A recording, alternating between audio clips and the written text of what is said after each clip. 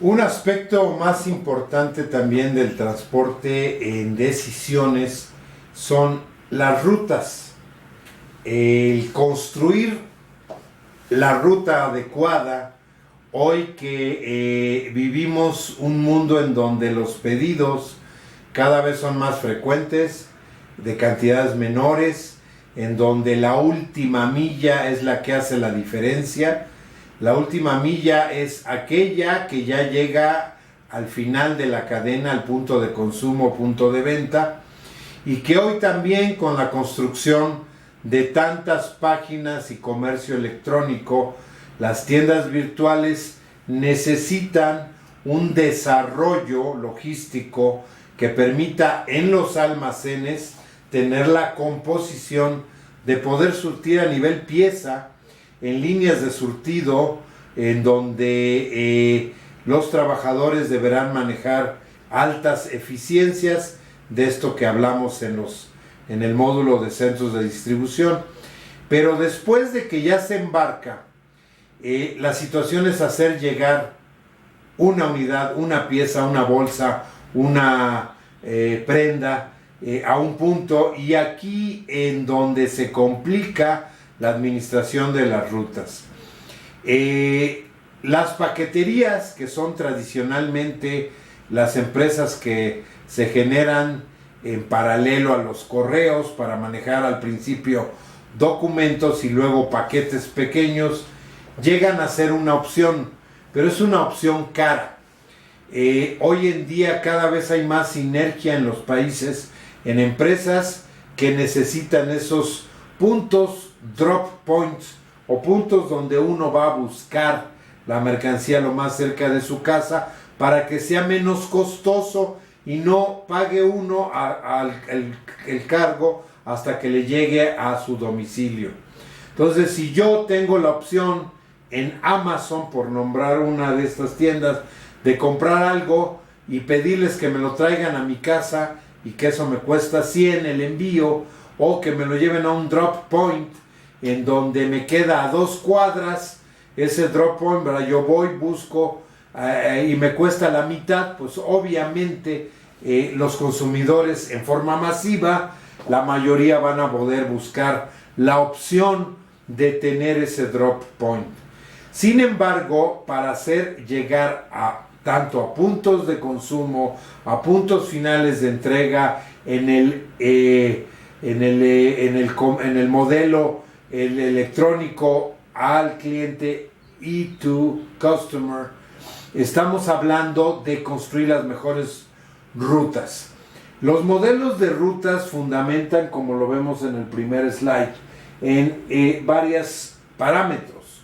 Primero que nada, pues tipología de vehículos que pueden circular dentro de las áreas.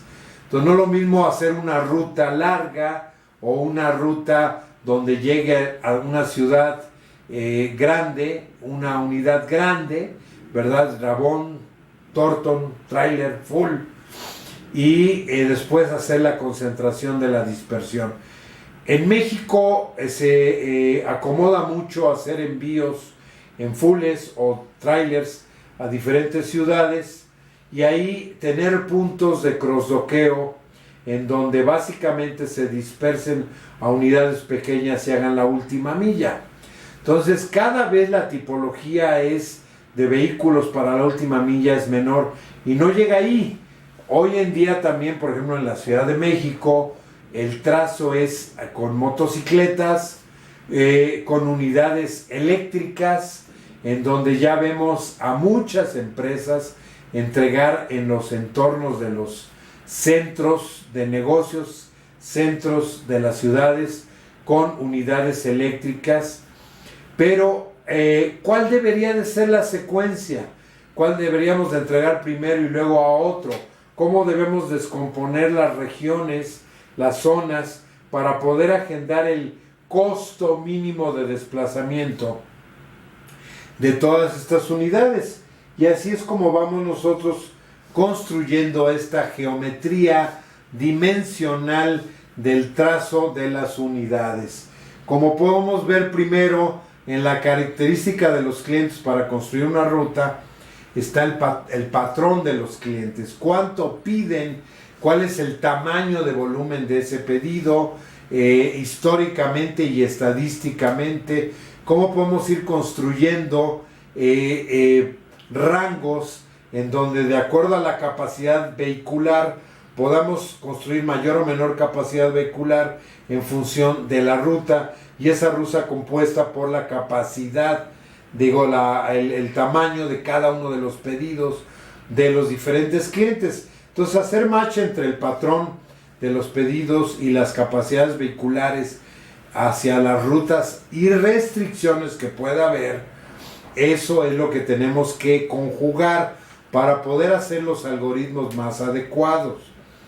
Hoy en día ya existen programas que nos trazan todos los algoritmos y sistemas que nos ayudan a gestionar esta optimización de rutas.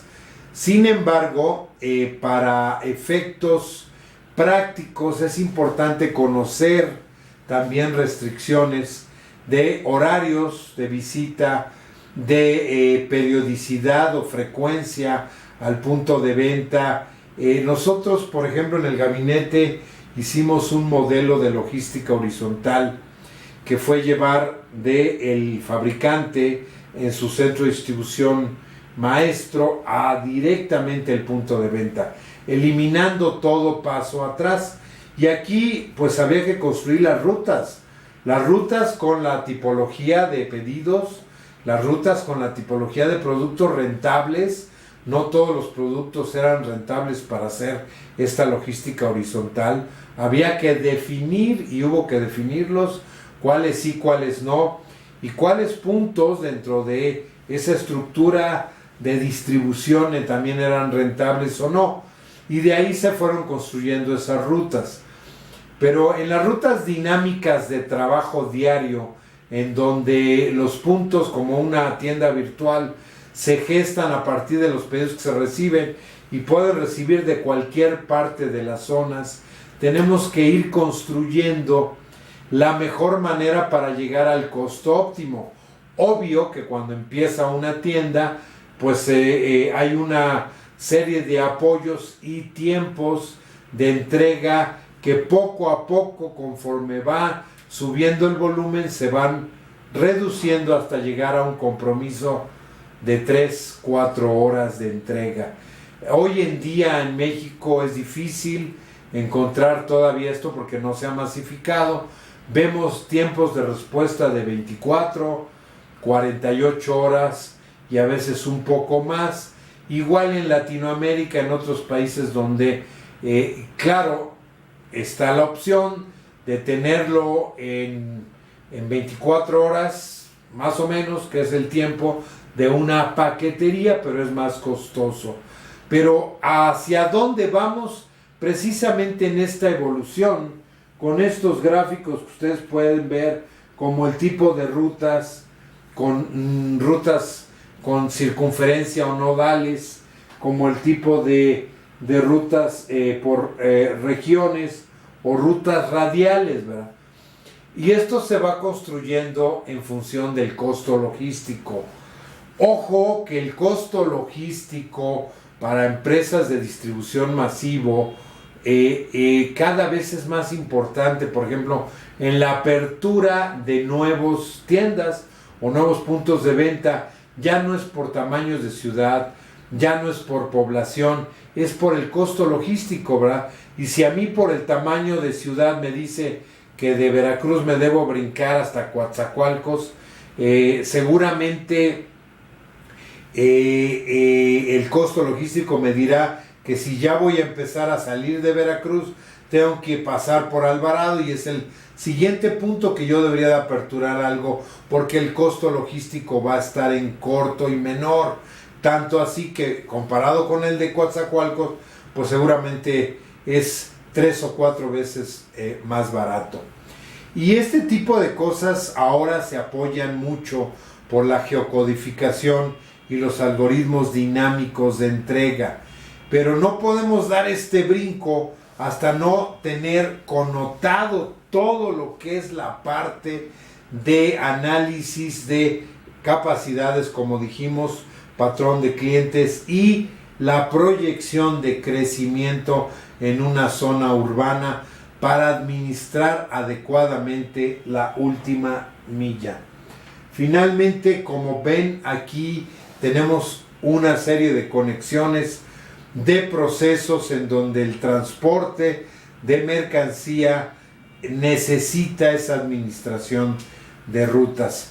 Los dejo con esto, concluyendo, a sus órdenes. Acuérdense, arturofrias@cadenalogística.com para dudas o posibles detecciones de que podamos llegar a alguna cuestión adicional. Muchas gracias y a sus órdenes.